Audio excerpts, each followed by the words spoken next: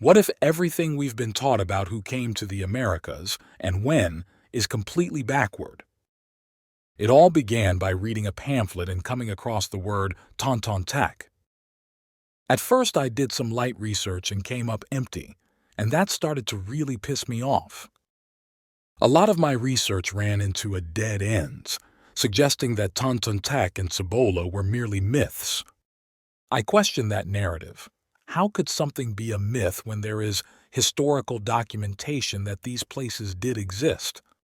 The, quote, age of discovery, end quote, was truly an exciting time, full of fascinating places that are lost to time, such as the Seven Cities, Teguayo, Quivira, Anian, and the island of California. After doing much more extensive research into this matter, I have convinced myself that these were real places, and history has not only been lost to time, but it has been purposely altered. What began as a search for a mysterious city mentioned in Spanish records slowly turned into something much bigger, a re-evaluation of who was here before Columbus and how history has been shaped, hidden, or rewritten. Welcome back to In Search of Tontonteac. Today is Confessions number 4, Part 1. To be completely honest, when this research began, I thought I was just dealing with the European powers and Native American populations of the time. I had no idea that we would be taken in the direction of the Vikings, the Moors, the Mongols, the Chinese, and the Africans. I think I was always under the impression that the Vikings had discovered America prior to Columbus. However, in the past 10 episodes we have found weaved a solid understanding that potentially the Moors or the Africans and the Chinese had made it to America before Columbus did. The Peary race map once translated suggested that Columbus gained his knowledge of the Americas from a book. What book? We still do not know.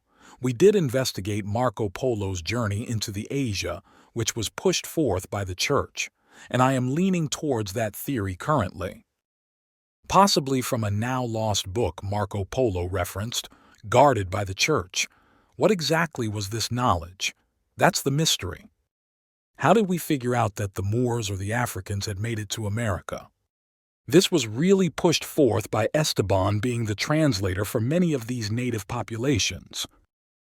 As we looked deeper, we found tales of black populations on the islands of the Americas. We also found that Mendoza used verbiage like mosquitoes meaning small mosques.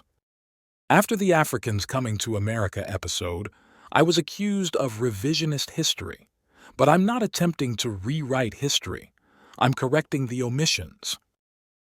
I even went back to make a part 2 to show that similar architecture was used in both Native American societies and African societies. According to those who write the books, masonry is taught between cultures and not discovered.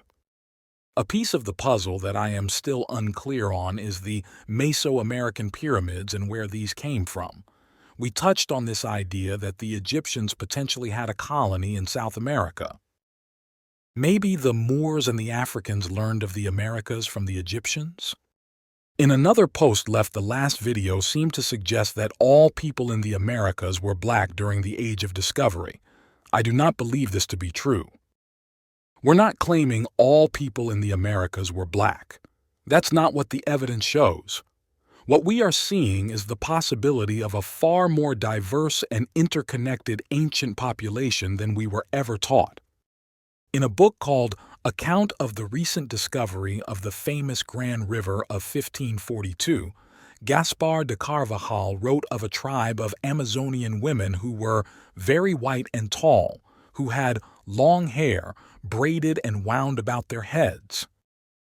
Dr. Alexander Hamilton Rice Jr., in a 1924 expedition into the unmapped Amazonian regions publicized in the New York Times in July 1925, then 2 Indians who were bleached white by the sun, but of pure Indian blood, came out from the forest to greet the party.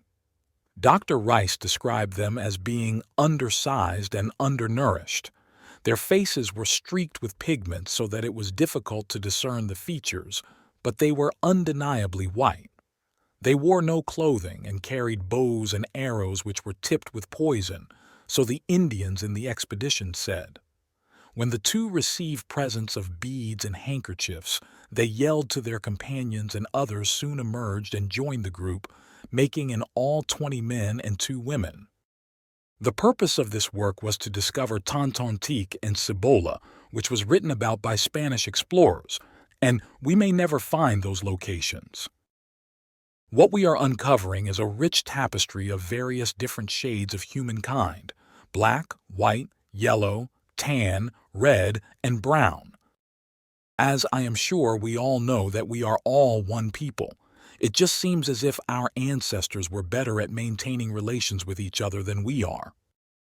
We have pieced together a theory that Old World peoples, Phoenicians, Africans, or even Asians, may have made it to the Americas before Columbus. This theory is not widely accepted in mainstream archaeology, but we have discussed the Olmec heads with seemingly African features. Shipwrecked Europeans who integrated into indigenous societies, the Chinese voyages of Zheng He, and/or the Asian colony in America. The Moorish knowledge of transatlantic currents. The European explorers stating that black people were in America. They are all used to suggest transoceanic contact may have occurred before the 15th century. If true, which is still unproven, this could have introduced new genes to isolated groups. Modern genetic studies show some South American tribes have traces of Eurasian ancestry that predate Columbus. One 2015 study found Amazonian tribes, like the Caritiana, have a small amount of genetic similarity to indigenous groups in Australasia, Papua New Guinea, etc., suggesting ancient migrations from Asia might have had multiple waves. This doesn't prove white people were in the Amazon, but it shows how complicated human migration really is. The out-of-Africa theory for humanity has existed for quite some time, and why? Because we have had plenty of time to investigate Africa, and we have investigated Africa pretty thoroughly. It is believed that humanity came from Africa because of the vast genetic diversity that we have discovered in Africa. However, only about 15% of the Amazon has been properly explored or excavated. That means the majority of the largest rainforest on Earth is still hiding secrets: genetic, archaeological, and cultural. The out-of-Africa theory suggests all modern humans originated in Africa around 200,000 years ago and spread out. It's the dominant model, but it's not without challenge, especially as new data emerges. Some uncontacted or isolated Amazonian tribes show phenotypes, physical features, that don't easily fit the current model. Wavy or straight hair, instead of typical Amerindian coarse straight, lighter skin, and facial structure variation. This could mean that we had ancient gene flow from outside the Americas, or it could mean that previously unknown migrations occurred as we have investigated, or even maybe a more complex story of humanity's origins. One might conclude reverse migration into Africa from other parts of the world. New research is constantly pushing back the timeline for advanced societies in the Amazon, massive pre-Columbian cities with roads, mounds, and irrigation, evidence of terra preta, a man-made soil that still can't be fully replicated today, and genetic traces in Amazonian populations that suggest ancient connections to Australasia, for example, Melanesians, Australian Aborigines, a massive puzzle for mainstream anthropology. If genetic and archaeological studies of the Amazon continue, we could discover that South America was settled far earlier than believed. There were multiple waves of migration, possibly into Africa or alongside Africa, or the Amazon might hold a missing chapter of the human origin story, one that's been buried under vines, rivers, and old paradigms. Could America be the old world? And what does this have anything to do with In Search of Tontonteac? Just recently, The fossilized human footprints at White Sands National Park in New Mexico have been dated to between 21,000 and 23,000 years ago, making them the oldest known human footprints in North America. Now, when you couple this with the Spirit Cave mummy being 8,000 years old, and from our understanding that the experts suggest religion is the cornerstone of civilization, I am attempting to make the case that maybe, just maybe, the Americas holds the oldest known civilization.